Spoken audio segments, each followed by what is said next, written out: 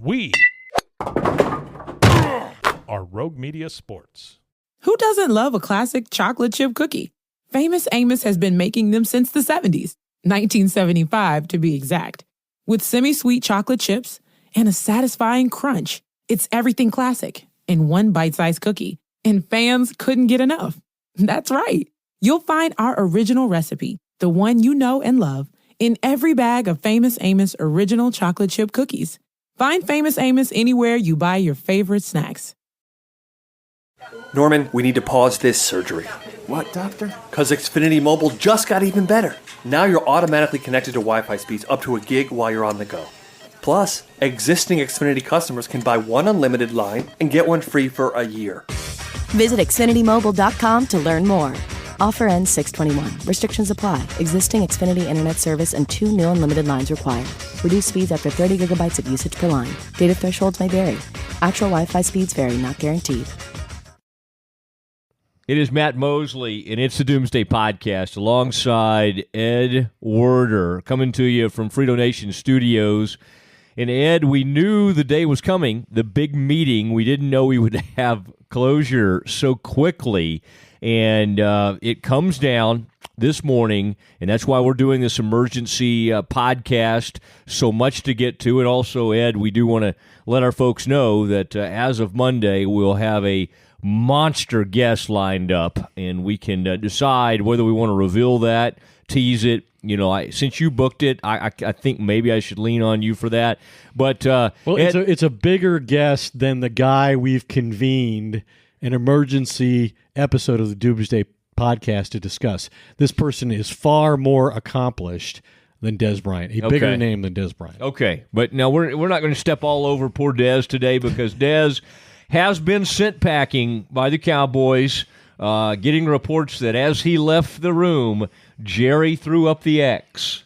I'm reading that off your Twitter account right now, and it's quite humorous to think that Jerry would do such a thing. Jerry usually just says sign at the X when he's dealing with one of his coveted, high-profile, long-serving Cowboys stars. You know, really, I think the last time Jerry was in this situation was with DeMarcus Ware. DeMarcus Ware led the team in team history in sacks, but he was seen as a player who was now injury-prone, on sort of a descending trajectory, and someone they thought no longer could be an elite player.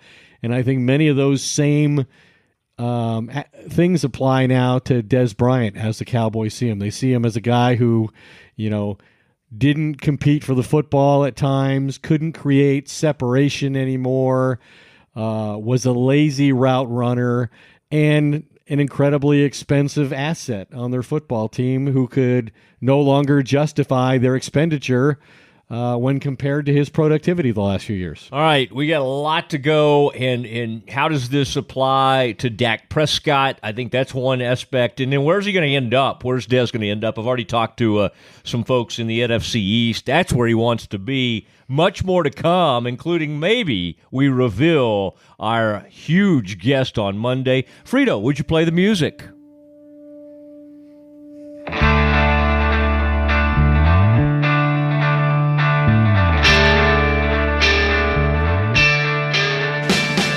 And there it is. It is the sign. Ed, we got a huge podcast we're going to be releasing on Monday, but this felt like a time we needed to get the gang together for an emergency podcast. News coming down. We knew the meeting was going to happen today. Jerry and Dez meeting at the Star in Frisco, and then soon after that, word begins to float out. I believe Adam Schefter and others had some of these various reports that it looked like it was headed toward a release, unless there was a huge change of heart. Well, one of the things when you're bringing in a player who's been as important in your organization's history as Dez has been in recent years, and you've decided that you're going to have a conversation with this player about cutting his salary, you've already decided that you are willing to proceed without him. Now, apparently it never got to the point where they offered him a number and said, will you play for this? And I think one of the things that complicates that option and maybe eliminated it altogether for Steven and Jerry was Dez's volatility. In a lot of situations, I think the fair thing to do when a player's not justifying his contract with his performance, as Dez has not done since he got the big money 3 years ago as a franchise player, is you can offer him a lower base salary and say, we'll let you have the opportunity to make it back through incentives. But with Dez and his behavior at times during games, which went from passion a few years ago when they were still in love with Dez to what Steven called a distraction this offseason, then you're putting him in a situation where if he's not getting the ball at a certain point in a game, he might be destructive because now it's costing him money not to get opportunities. We've already seen how he reacts to not getting opportunities when he thinks he should. Now, if he's losing money over it too, I think that could be a very detrimental situation. And that may be why ultimately they decided to just move on rather than offer him to continue playing for the Cowboys with a pay cut. But I think the thing most people believe is kind of unfair to Dez in all of this is the timing. And that's where this differs from DeMarcus Ware. DeMarcus Ware's situation, the same in many regards, but DeMarcus Ware was allowed to meet with Jerry and Steven before the start of free agency, and they didn't give him a number, I'm told. They just said, we don't think we can justify what your salary calls for in your current contract. Why don't you go out and see what you can solicit somewhere else and bring it back to us? Well, he went out to Denver, obviously, on the first flight, got the big money deal from Denver that Dallas wouldn't pay him, almost identical, and that was it. He was a former Cowboy. In this situation, Dez didn't get that opportunity, and now it's late in the game. It's not the start of free agency. The big money in free agency is largely gone, and this puts Dez in a very disadvantaged position. And if they weren't going to offer him a pay cut, I think some people think that then they should have let him go earlier in free agency, at least when they signed Allen Hurns. Now, here's what I would say to that, and that came up on a good friend of yours. In fact, we brought you up and said kind things about you, the Cowherd show, Colin Cowherd. You've known him for years. I went on with him today, and that was one of the things. Why was this timing like it was? Why didn't they do this? Have they done Dez wrong? And I would just say this. There's a couple of things at work here. I think sometimes it takes, and we saw it with T.O. a little bit. Well, we saw it with Johnny Manziel because obviously Jerry kept talking about how he had not gone for it and how he laid up on that play, on that particular thing. I think Steven needed time. Yep. And maybe others in the organization, from what I've been told, I don't think Scott Linehan was probably the offense coordinator for the Cowboys, was lobbying that hard for Dez. In fact, I could probably make an argument that he was going the opposite direction.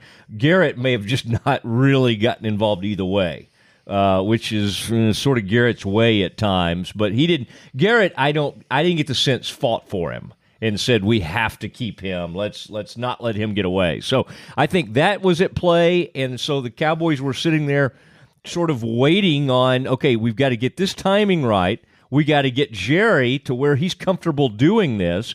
And I think all of that played a role. And then it was like, well, is there any – let's go get Deontay Thompson and let's go get Allen Hurns. Did they need to wait to see if they could get adequate enough players to not replace him, but at least put themselves in a better position to release him? Well, I think you're right in the sense of comparing the situation in many regards for different reasons. The Cowboys weren't motivated to cut Dez Bryant for the reasons they were motivated to cut Terrell Owens. They were motivated to cut Terrell Owens because he was a toxic factor in the locker room, and they had very little other alternative. But even in that case, it took, as it did in this one, it took Stephen Jones, who has a different belief system than Jerry does about, evaluation and valuation of players and the importance of team chemistry and so forth. And so, but in both situations, I think it did take Jerry a long time to come to terms with this. I think he really struggles with letting star players go. He gets incredibly close to a lot of them, especially a guy like Dez, who he drafted in the first round despite all the red flags. Took a lot of personal responsibility for helping develop him as a more mature, more professional human being, even though he's far from perfect at this point in his career. All of that took a lot of time. And I think it was Steven, again, the driving force behind leading Jerry to make the decision that Steven felt Jerry would not make if it was left to him. But I did text somebody at the Star today after this decision was made, and I asked what factors went into this decision, and the person said, ultimately, it was Jerry's decision. Now, Jerry would tell you he's a general manager. He has to sign off on all of these major personnel decisions. But I think this was really Steven's decision. He's the one who began calling the sideline outbursts something other than passion, calling them distractions. He's the one who told us in our last podcast, our exclusive interview with him, how important route running is to Dak Prescott as a quarterback. That it is important to him as it was Troy Aikman, that he's more that kind of quarterback than he is the kind of quarterback Tony Romo is, who could extend plays. And to me, when I look back at it now, at that point, I really believe Steven had already made up his mind and was really telling us, without saying as much, that Dez doesn't fit. He doesn't fit Dak because that's not the kind of receiver Dak needs. Yeah, I think the Dak part of this, I'm glad you got there, Ed, is a huge factor. And whether it's true or not, when I've tried to look, and you do this too sometimes, Ed, what has Dak said on the record about Dez? He said something very nice. The last one I remember was a quote December 27th, which obviously was late in the regular season. He said something to the effect, I could never see him being anything else but a Dallas Cowboy. As we get into the offseason, and he's had numerous opportunities, whether it be through a golf tournament or camps and all kinds of things, there's really not been anything out there. I do think, and while I do think Dez, especially early on, enjoyed a really good relationship and had a healthy respect for Dak, I think that's going to be something you hear from Dez. And whatever interviews he does, maybe down the road, maybe not tonight, but that Dez is going to feel like Dak did not step up for him in terms of did not lobby. Now, you could make the argument on the other side, does he really have standing yet? He just finished his second year. It wasn't a great year. He didn't have the standing, obviously, that Romo had at one point. Did he have the standing to truly get in there and lobby for Dez? I think there'll be some people blamed for this by Dez, and I think Dak, for now, is going to be one of those. Well, I think it's a good point that at a very critical juncture in the transition that this team was making from Tony Romo to, rookie and Dak Prescott, that Dez was one of those who stood behind Dak. And Dak, for whatever reason, didn't repay that in this situation. I'm not saying it's not part of his personality. I think maybe he came not to trust Dez Bryant as a receiver anymore. When you look at some of the tape and, you look at a play like that critical play in that game against Oakland early on when he throws that slant to Dez, and Dez pulls up because he knows if he catches the ball, he's going to get hit by Navarro Bowman, who's waiting on him in the middle of the field. Dez ran him into an interception in that situation. And I think plays like that definitely undermine the relationship between a quarterback and a wide receiver. And so maybe Dez was true to him, or Dak was true to himself in not advocating for Dez. Maybe he does want a different kind of receiver. Obviously, this is a very pivotal season, I think, in Dak's career, and he can't afford those receivers creating those kinds of mistakes that cost him, personally, and cost the team as well. So that may have been part of it. But the reality is, and we said, and Stephen made this point, and underlined it when he was talking about the importance of route running and that the receivers are going to be held accountable for properly running routes because that's what this quarterback needs. Well, let's just take a quick look at the numbers. And, since this quarterback change was made from Tony Romo to Dez Bryant, where Dez was clearly one of the best receivers in football early in his career with Romo throwing it to him, Dak's career completion percentage by wide receiver completed 52% of all the passes that he threw to Dez. He completed 68% of all the passes he threw to other receivers. Now, obviously, some of those are running backs. Some of those are, tight end, Jason Witten type throws that are not as difficult. But I think it became pretty clear that these two had a really hard time matching their strengths as quarterback and wide receiver.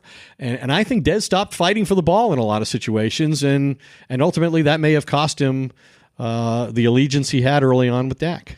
You know, we remember in the aftermath of the T.O. years, there were receivers like Miles Austin. He was coming up at the time, and then obviously his career was able to kind of take off without T.O. there. LaRon Robinson actually put up huge numbers with Tony. I think Tony was able, and to this day, I don't think Tony has said anything disparaging about T.O., but Tony was able to kind of breathe again. I mean, it is when there's that huge of a figure in the locker room or that huge of a personality, and you're going to see it today, Ed. We've already seen it from some of the tweets from the players. Taco Charlton's new to this team. He's going into his second year, and he's quoted in his tweet, he says something about, "This is BS." I mean, there were a lot of fans of Dez. Dez is a very popular guy in that room. And so now this is something Dez pointed to. I was going to read this. This comes from Jerry's release. And when somebody put this out, Dez has been very busy on Twitter today. When someone tweeted this aspect of the statement out, Jerry's statement, Dez put whatever the eyeball icon emoji is or whatever and kind of pointed like, you're onto something here. "We arrived at this crossroad collectively, with input from several voices within the organization. Ultimately, we determined it was time to go in a new direction." Now, this is one of those interesting things. I think people like T.O. and Dez and others over the years have an incredibly difficult time. Jerry has had such a paternal-type relationship with them that it's hard to sit there and go, Jerry doesn't want me anymore? So, in a sense, when you see these words, that's the first thing I noticed Dez kind of clung on to. Dez will, till the day he retires, or he dies maybe, which is hopefully many, many years from now, will believe that it was other people who got Jerry's attention, and Jerry didn't really want this to happen. And Jerry's basically making that point. It's very rare. I can't remember another situation. And Jerry's, let's be honest, Jerry released Troy Aikman, Jerry released Michael Irvin, Jerry released Emmitt Smith, Jerry released Jimmy Johnson, Jerry relieved Tex Schramm and Tom Landry, and in no other situation of that magnitude can I recall Jerry specifically basically saying there was some disagreement on all of this, and this really kind of goes against my instinct, but I was talked into this by others, which is what he essentially says here today. And remember when they drafted Dez, you know, they provided somebody to live with him and sort of keep an eye on him and make sure that he was where he was supposed to be.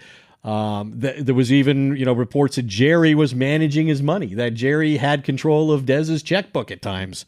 So they did have a unique relationship, even though Jerry tends to get very close to a lot of his high-profile players. But I would like to give Jerry a chance to do that for me. I really would. I mean, just given my track record. I think you have, and he's declined, thinking the job is much too big even for him. That's true. But, I think another thing that we need to get into beyond where's Dez go next is what are the salary cap ramifications of this, which were a big motivating factor for the Cowboys.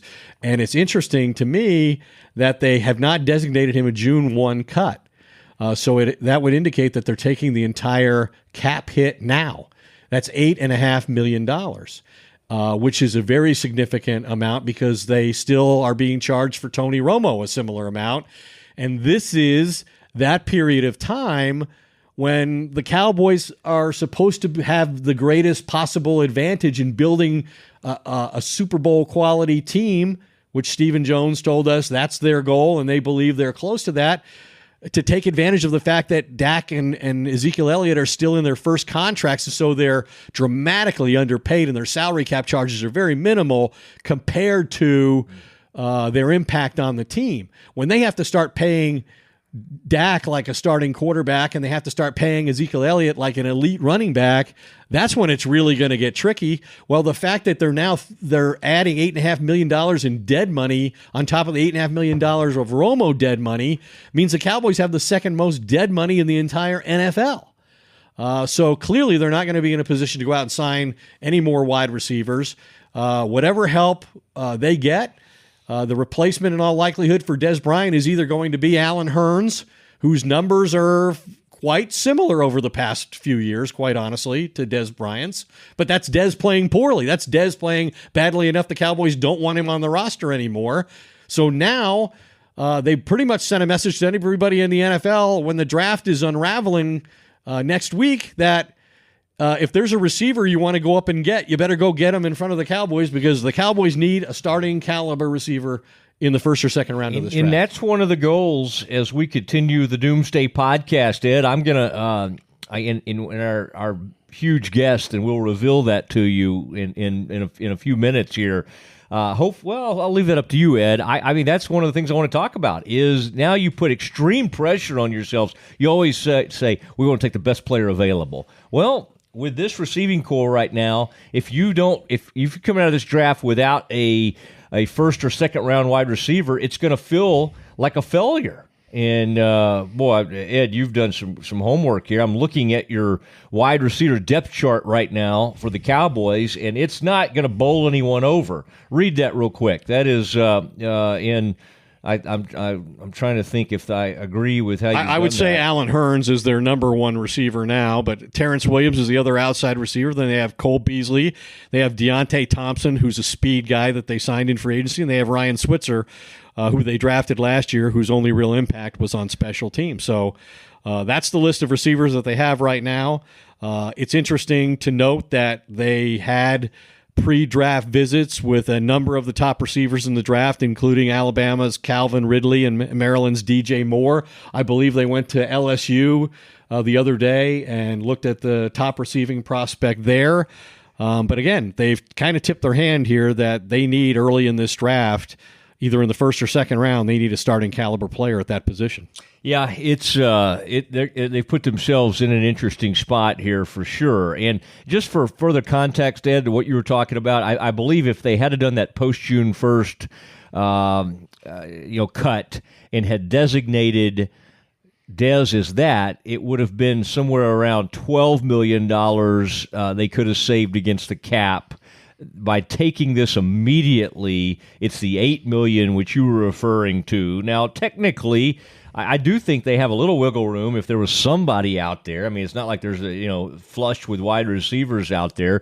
They could maybe go find somebody, but I think you're right. I think the draft is where the focus has to be. Now, this list, and I saw this same tweet that talks about all these veterans that were out there. Well, I think the Cowboys will see what they can do in the draft, and then they may go to camp, Ed, still thinking in the back of their minds, we're going to have to see who gets cut during training camp and may have to bring a veteran wide receiver in or something like that. Now, one thing I wanted to talk with you about, and I've been making some calls on this front.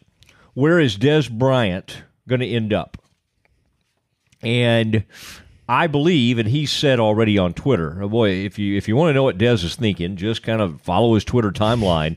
He would love to get with one of these NFC East teams. Now, the problem is, you got the defending Super Bowl champions. I mean, it's not like they're hurting at wide receiver. I reached out to the Eagles and was I immediately got a response that just said, we have Alshon Jeffrey, basically meaning we have a guy who does what you would want Dez to do. I got a similar response from a different person in the Eagles organization that reflected at this time they have very little interest in Dez Bryant. Okay. And it's worth noting because Philadelphia would have a positive impression of him based on the 13 games he played against them in a Cowboys uniform where he averaged 5 receptions, 15.2 per catch, and had 9 touchdowns in 13 games against the Eagles. Another team that he had great success against in the division, he's played 14 games against the Redskins, averaged 14.5 yards per catch, and has 8 touchdowns. So the Redskins would seem to have more of a need for a wide receiver certainly than would. Although just for pure entertainment, Odell Beckham Jr. and Dez playing together would be a lot of fun. I'd like to see the Giants. I think the Giants are probably at a point where they've got enough concerns with perhaps drafting the replacement for Eli Manning and deciding what's going to get Dez. But boy, back to our original point, one of the many salient points we've brought up is what the timing on releasing him. It does put him in a bind, no matter what the reasoning is. And you can say, well, they had to talk Jerry into it or whatever. It doesn't matter. It doesn't really matter. I mean, it might make Dez feel better that, Jerry didn't really want to release me. That's fine. And I think, Jerry's great at sort of creating those things where nobody ever gets mad at him. They get mad at other people. I've had bosses like that. I've been in relationships like that. Yeah. When this happened to me, I just get mad at everybody involved. You do. Everybody You who's do. still at the company I left. Exactly. They're complicit. all complicit. They're all on the enemy. list. I'm with you. Except there are certain people in the field I think that you're okay Yes. with. Like Mort. It's taken me a year. But, Morton is instantly forgiven. Had Yeah, nothing to do yeah, with this. that's Would've right. saved me if he could have. He tried a few times over the years. Okay, Ed, I just want to I want to get to this point though. Also, enormous podcast coming up that we're going to talk about draft. We're still going to be talking about Dez. Are you ready to share who you booked for Monday's program? I mean, I think we'll be taping this on Sunday. Are you willing to share this with us? I think now's the right time for that reveal. And I think you made the comment that you think this is the biggest guest we've ever had. You said that on Twitter. And I think we're having our good friend Chris draw this particular guest. Is that Chris Morris is in the drawing? middle right now of one of his unbelievable sketches or Of this drawings. guest? Yes. So I'm as curious as I always am to see what these guests have to say. I'm just as interested to see how Chris decides to depict the person and which particular outstanding feature he will exaggerate and do so laughably, like he did with me, my teeth. Bigger than John Elway's. Anyway, we all know that's not true. Anyway, so our next guest for the Doomsday podcast, at this moment, free of charge, I've been told that this person will donate their guest fee to charity, which is very noble of this person. Our guest has won multiple Super Bowls. Now, we've had Brett Favre on. I think Brett Favre... Just one Super Bowl for him. One Super Bowl. He's played in 2, he won 1. This guy's won 3. Our guest is going to be Troy Aikman.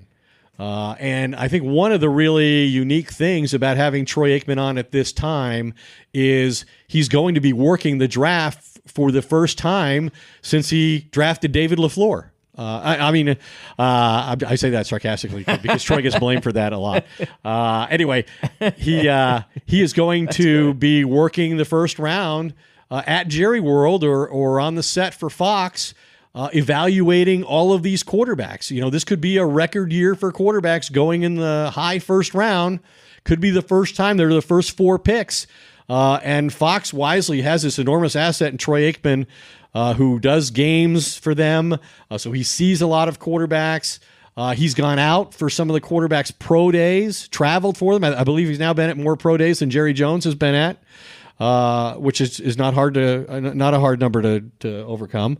But Troy Aikman will be our guest on Sunday, and we'll get to talk to him about his perceptions of the Dez Bryant move, the Dak Prescott's future, and as well as who does he think is the top quarterback in this draft. He obviously went to Oklahoma early in his career. Baker Mayfield went to Oklahoma. He was drafted as a number 1 pick in 1989 as a quarterback out of UCLA. Josh Rosen may be the number 1 quarterback prospect in this draft. So I think Troy will impart much wisdom on Sunday.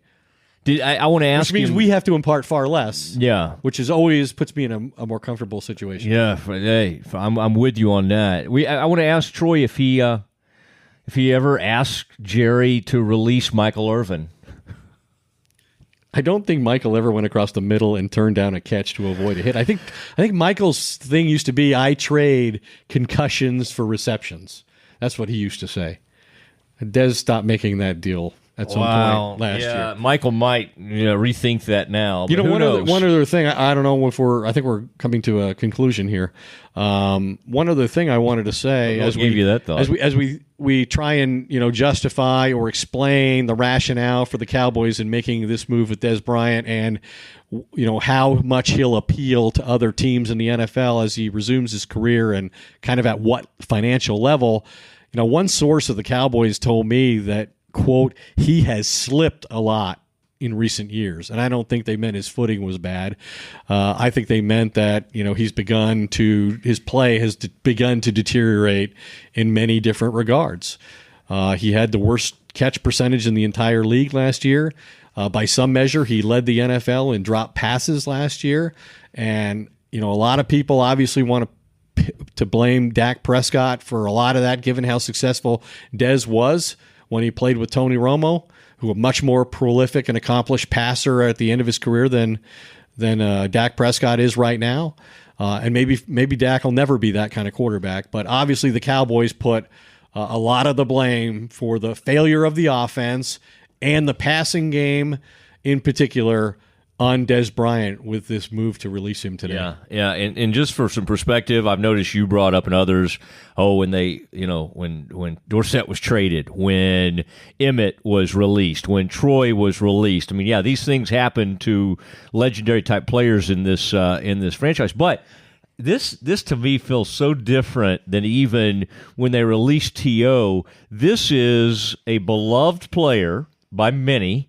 And, I mean, when you go to the Cowboy Stadium and who's wearing what number? I mean, 88, the Dez Bryant number, I think, has as many as anybody. Well, look at the legacy of that number. And he lived up to it. For a good while. Drew Pearson, Michael Irvin, and but Dez this is Bryant. happening at age 29 when those other players still had a lot left in the tank. Mm-hmm. And so this is fascinating to watch. And receivers at 29 don't generally lose it like running backs do, right? That's true. And I think that's happened here. I think Dez has said he's going to be, exceptionally motivated now that he's had this experience. Whether athletically and physically he's able to use that to his advantage, as he's suggesting rhetorically, remains to be seen. But it's kind of amazing that, 3 years ago, people were talking about Tony Romo, Dez Bryant, and DeMarco Murray. They're the next triplets. They're the next Aikman, Irvin, and Smith. And obviously that was laughably premature because their careers are all over in Dallas now. And Romo's career in the NFL is over, and they never even got to a championship game, much less won 3 Super Bowl rings. I would say this. I like, and I've thrown this out before today, a few weeks ago, the Patriots, and I've seen some people already have written this today, the Patriots are somewhere I would look for Dez. And the thought would be sort of like Randy Moss late in his career. You capitalize on a player that might have 1 or 2 seasons left of somewhat elite type numbers. Now, it's been a while for Dez, but with Tom Brady, with Belichick, with that system, I don't know if Dez would enjoy his time that much. But he's certainly... Yeah, but here's why I don't think he's a good fit there. Not only is he a big money guy at a position where they just have made substantial cuts in that regard, but, the Patriot profile under Bill Belichick for a player is tough, smart, and versatile, and I don't think that Dez fits all 3 of those criteria based on what we know right now because... he wasn't physical in recent years. I know he's been injured. I know he's played hurt. I give him credit for that. And I'm with you. I think anybody who believes that this guy's disruptive in the locker room is wrong. The guy has a great passion for football. I have seen him out there myself when I've come in after the Monday after a loss, and he's the highest profile guy who makes himself available, and he's always been, accountable publicly for his own failings, and so I give him a lot of credit for that. But I just don't think he really fits the Patriots because he's not a guy who can play a lot of different positions. He has always been seen by Cowboy coaches as a guy, because people would always say, why don't you play him in the slot? Why don't you get him on the move? Why can't he play if he's been injured, coming off an injury? And it's because he's a guy who has always needed a full week of reps at the position and in the role he's going to play for him to be able to execute a game on Sunday. I agree. I agree with a lot of that. Ed, it's been good to have you in here for an emergency podcast. I want to also reveal a little bit of good news. It looks like we're closing in on a presenting sponsor for our draft coverage and maybe even our coverage all through the season. And I'm not allowed. It's a car dealership company. It's a company that does a lot of things, and so I'm not allowed to say. But I'm excited, and if I'm just saying, Ed, let me just put it this way. If you had a chance to say nice things about Warren Buffett, now would be a good time. Isn't Dez his guy? Huh? Isn't Dez his guy? Dez? Warren Buffett? I don't know of any connection between those two. But I've just always been a fan of the Berkshire Hathaway Automotive Group. Ed, there it is, man. This is an exciting time for the podcast, for Frito Nation Productions, as Frito continues to grow his empire. And then we'll all do it again on Sunday, and we get together and visit with another huge guest. Whether he's the biggest ever, who knows? That's debatable. Certainly, you could make that argument. I can't wait till you get a guy of this magnitude. Troy Aikman. I got Mike McIntyre, I think. He was pretty big. Jalen Smith. Jalen Smith, I got him. Troy Aikman joins us, and that will air probably Monday morning. For everyone who's been a part of this, for Frito Nation Productions, and the entire staff at Doomsday, I want to say good night. Say good night, Ed. Good night on this Doomsday for Dez special podcast. Later. Stockings have been hung. You're praying for your daughter, lighting candles for your son. They're living in the city now. You don't see them anymore. This year will not be like the ones before. Who doesn't love a classic chocolate chip cookie? Famous Amos has been making them since the 70s, 1975 to be exact. With semi-sweet chocolate chips and a satisfying crunch, it's everything classic in one bite-sized cookie, and fans couldn't get enough. That's right. You'll find our original recipe, the one you know and love, in every bag of Famous Amos original chocolate chip cookies. Find Famous Amos anywhere you buy your favorite snacks. Norman, we need to pause this surgery. What, doctor? Because Xfinity Mobile just got even better. Now you're automatically connected to Wi-Fi speeds up to a gig while you're on the go. Plus, existing Xfinity customers can buy one unlimited line and get one free for a year. Visit XfinityMobile.com to learn more. Offer ends 6/21. Restrictions apply. Existing Xfinity Internet service and 2 new unlimited lines required. Reduced speeds after 30 gigabytes of usage per line. Data thresholds may vary. Actual Wi-Fi speeds vary, not guaranteed.